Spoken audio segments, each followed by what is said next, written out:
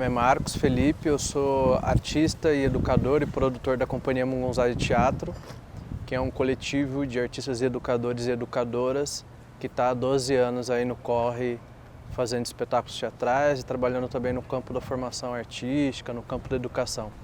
Em 2016, nós ocupamos um terreno público em desuso na região da Luz, Santa Ifigênia, que é onde nós estamos hoje, no Teatro de Container. E essa ocupação vislumbrava naquela época a criação de um espaço sociocultural que fosse atravessado pela cidade.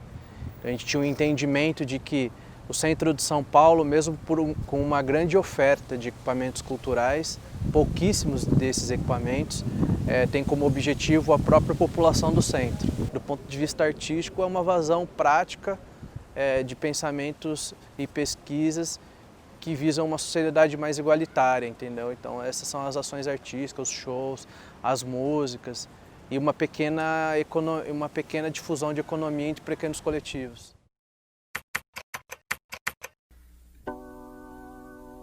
Se a gente não parou o país agora, a tendência é que a gente não saia desse surto dentro dos próximos meses.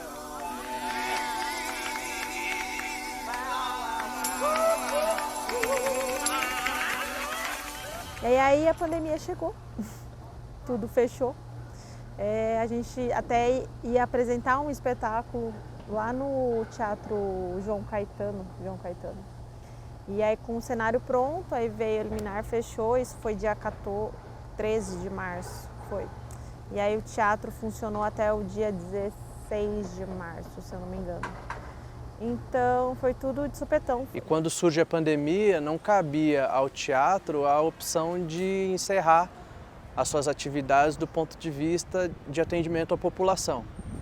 Então nós cessamos as nossas atividades artísticas, mas o teatro se manteve aberto porque o nosso público é o público que mais está necessitando nesse momento. Então o teatro virou ponto logístico já, né, dos coletivos ativistas, muitos coletivos ativistas aqui se transformando nesse ponto logístico estratégico, e a gente mantém as nossas atividades relacionadas à assistência social ou em defesa dos direitos humanos funcionando a toda prova. Aí foi meio que assim, as coisas foram meio que acontecendo, meio que sem a gente entender muito bem, tipo, ia vir nas demandas acontecendo e a gente assumindo e cuidando e tentando dar conta de tudo que estava acontecendo aqui em volta. E é isso, né? Tipo, eu tava falando desse lugar como um lugar que recebe também, não só as pessoas que vêm buscar o alimento, ou buscar o kit, ou buscar o que a gente está oferecendo, como também um lugar onde as pessoas oferecem coisas, né? Que aí é esse senhor que vem com 6 cestas básicas, ou gente que fala, tem roupa para doar, vocês estão aceitando, sabe? Tipo, então virou um espaço de um fluxo muito grande de receber coisas e passar essas coisas para frente, sabe? De doar essas coisas. O teatro ficou como um guarda-chuva de várias ações que acontecem pelo território, né? Então agora na parceria com Tem Sentimento, Pagode na Lata, a Craco Resiste, Médicos Sem Fronteiras, que também está atuando aqui no território. Então, junto com a Companhia Mungunzá, então virou uma colmeia de coletivos que estão aí na linha de frente nesse momento de pandemia, principalmente com moradores em situação de rua e dependente químico. E aqui a gente começou a entregar refeições, entregar cestas básicas, kits de higiene, trocas de máscaras. Então o teatro se manteve na pandemia completamente aberto, atendendo aproximadamente 500 pessoas por dia e movimentando aproximadamente 40 profissionais militantes do território do centro. Então a gente completou agora, recentemente, 90 mil refeições entregues, enfim, são números bem significativos que só escancarou a ausência de políticas públicas no território, aquilo que a gente já sabia no nosso dia a dia, agora com a pandemia se escancarou, assim, do tipo, nenhuma rede de afeto, nenhuma rede pública efetiva com a população do território Santa Ifigênia e Luz. Esse atendimento que a gente faz de 500 pessoas por dia, aproximadamente, em médio e longo prazo, seja o nosso alicerce mais sólido no que diz respeito à formação de público para as ações artísticas. O Paulo Farias, o pessoal do Faroeste, fala isso, fala que muitos anos no território e do tipo, talvez esse tenha sido o momento em que ele conseguiu de fato entrar nas casas, através da assistência social, através da entrega das cestas básicas e tudo. E um pensamento do qual eu partilho muito, assim, porque eu acho que a comunidade em si já existia um vínculo com o teatro, mas ainda um vínculo que muitas vezes beirava nesse... entendia o teatro como um movimento elitizado, um movimento elitista do território. Mas com a pandemia, do tipo, cria-se um vínculo afetivo com o espaço físico, com o teatro. Há um reconhecimento de que esse espaço está pelo território e para o território, para a população do território. E aí, em certa medida, eu acredito que esse vínculo criado através do afetivo, através do social, através da saúde, através da defesa dos direitos humanos, seja o alicerce mais sólido. Essa pessoa será, sem sombra de dúvida, quem estará sentado na plateia para assistir os manifestos artísticos daqui para frente. Foi e está sendo a nossa formação de público, a nossa política de formação de público mais sólida. Sem sombra de dúvida nenhuma. Muito obrigado. Quando a pandemia começou, a nossa principal reflexão foi como que a gente continuava junto, como que a gente continuava produzindo e como a gente trazia o teatro de container para dentro da internet, para a gente continuar se comunicando com o público que a gente encontrava diariamente aqui no teatro. Porque o teatro de container, ele tinha uma programação praticamente de segunda a segunda. E com isso a gente criava um vínculo não só com o pessoal do entorno, não só com o público que vinha, mas também com os artistas e as artistas que se apresentavam por aqui. Então quando a pandemia começou, a gente se encontrou e falou, tá, e aí, o que a gente faz a partir de agora? E aí a gente decidiu criar a Mungunzá Digital, e acho que o principal motivo da gente criar a Mungunzá Digital foi tentar ser uma ferramenta de ponte diante de tudo isso que a gente estava vivendo, que era a pandemia, que é a quarentena, como é que a gente reflete o que é ser artista nesses tempos, como é que a gente reflete a produção artística, como que a gente reflete como essa produção artística chega no público. Do meu apogeu, e todo o céu vai desabar.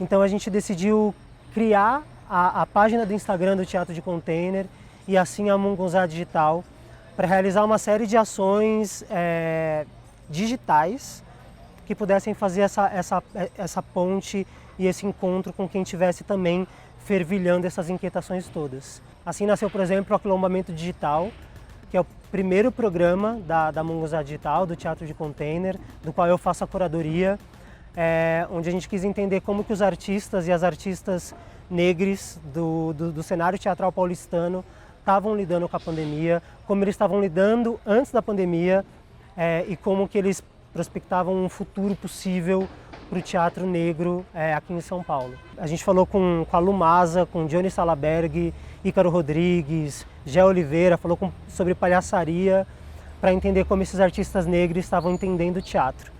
Em seguida veio o Bora Bahia Minha Porra, que foi curadoria da Lana Scott, que a gente conversou com artistas lá da Bahia para entender como que eles estavam também pensando nesse cenário, como que eles estavam criando na pandemia.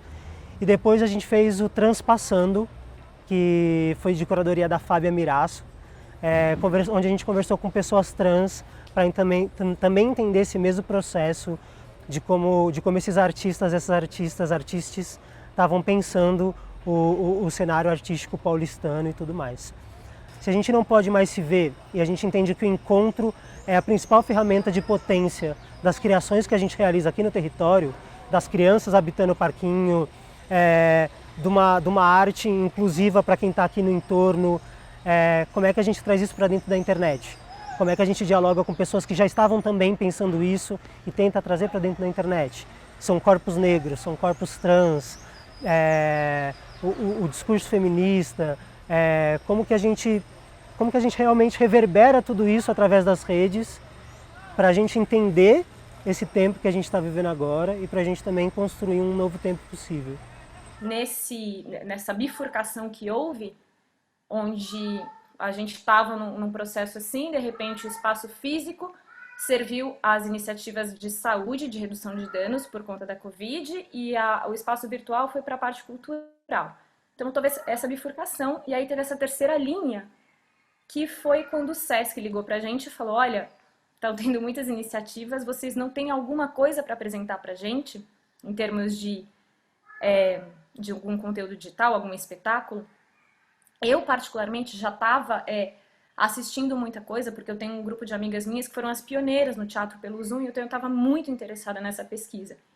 E aí eu cantei a bola com o Marcos Felipe e falei, eu acho que o que dá pra gente fazer nesse momento é pegar o poema Suspenso e tentar fazer alguma adaptação para a linguagem virtual. Porque tudo que estava acontecendo, das pessoas trancadas dentro de casa, sem poder sair, sem saber direito o que estava acontecendo, do mundo desabando, né? Meio que casava com o poema Suspenso para uma Cidade em Queda, que é uma peça que a gente fez, estreou em 2015. E é uma peça que pessoas estão num prédio, que a gente faz até essa peça, o cenário dela é usado, a gente usa container, usa andaime, né? E aí cada um está no seu apartamento vivendo sua vida, e é a história de um corpo que cai e nunca chega ao chão. E aí de repente a gente se viu trancado em casa com um corpo caindo que não chega ao chão, que é essa pandemia, né? Que essa quarentena, eu até brinco, é uma quarentena sem fim. E todo mundo se envolve na vida do desconhecido. A gente se aproxima, fica triste, imagina a família, imagina a mãe desesperada vendo o filho morto. E sai com aquela sensação de que a nossa vida ela vale muito pouco. Mesmo sendo um dia triste, seu Esteves. Teria sido muito mais fácil se fosse assim. Mas não foi. O que mais instiga nesse caso em particular, que ocorreu agora, no dia de hoje, é que o corpo caiu, mas não atingiu o chão. Moradores saíram assim que souberam do acidente com o seu vizinho. Quando eu peguei essa dramaturgia que eu fiz lá em 2015 e abri o computador e falei, vamos lá, eu li e falei, não é o caso de fazer uma adaptação. Porque eu realmente não acredito muito na coisa do teatro deslocado por uma plataforma. Eu acho que o teatro ele tem a riqueza dele no palco, e a plataforma tem a riqueza que teatro nenhum vai ter. São riquezas diferentes, são potências diferentes. Seria uma desonra das duas plataformas eu tentar fazer o X caber no Y. E aí, na verdade, eu chamo de transcriação, porque eu precisei criar de novo. Foram textos novos, eu resgatei textos que não entraram na peça lá antigos, mas eu criei textos novos também, por conta do que a gente está vivendo, para fazer essa cola, esse amálgama, e para uma outra plataforma. Então é um elemento transmídia que foi recriado. Quando eu comecei a criar, eu realmente abri o PowerPoint e ia tirando foto de como eu imaginava que cabia a cena nesse quadrado. Então eu criei pensando na linguagem do Zoom. É diferente quando a gente escreve e as cenas vêm prontas quando você está criando no palco. Aqui eu escrevia e pensava em como isso estaria na linguagem do Zoom mesmo. Câmera 1. Vou voltar para minha produtora e a gente vai fazer aquele filme. Vamos continuar o nosso filme de onde a gente estava. Câmera 1. Não. Esse é o menino da bicicleta. A câmera 1 é aquela que a gente estava ensaiando. É a menina, a mulher que espera. Aquela que vai entrar no terceiro episódio. A gente hoje estava passando até um pouquinho a cena. Isso, muito bom. Vamos lá, hein? Boa. Agora você prepara a secretária eletrônica. Pega meu áudio e sinca aqui na imagem do menino no 3, hein? Vamos lá? Bom, daqui para frente eu imagino que a gente abre um novo campo de experiência para todos os artistas de diversas áreas, assim. Eu acho que a atividade online, os experimentos online, as performances online, esse mercado digitalizado, com certeza veio para ficar. A gente, claro, na medida em que as coisas forem avançando, que o tempo for caminhando, a gente vai equilibrar, né, a utilização dessa plataforma, mas acho que são mecanismos que vieram para ficar. Eu acho que é muito fundamental que a gente como artistas reflita esse território, ocupe esse espaço, e quando eu digo esse espaço, é o teatro de container, ocupa esse espaço com novos corpos, com novas narrativas, com novas possibilidades, porque é fundamental que a gente construa uma outra realidade possível num futuro pós-pandemia. O que acontece aqui com as ações sociais, com as meninas ali fazendo camisetas, o encontro e a possibilidade de encontro com esses outros corpos, com esses outros olhares, com essas outras maneiras de ver o mundo, eu acho que é revolucionário para o nosso tempo. E é fundamental que a gente reflita esses outros olhares, essas outras formas de ver o mundo, para a gente pensar consciente na hora de votar, para a gente pensar na hora de produzir artisticamente, para a gente pensar socialmente como a gente transforma o entorno. O teatro de container está aberto para isso e é fundamental que a gente ocupe esse espaço. Acho que é isso.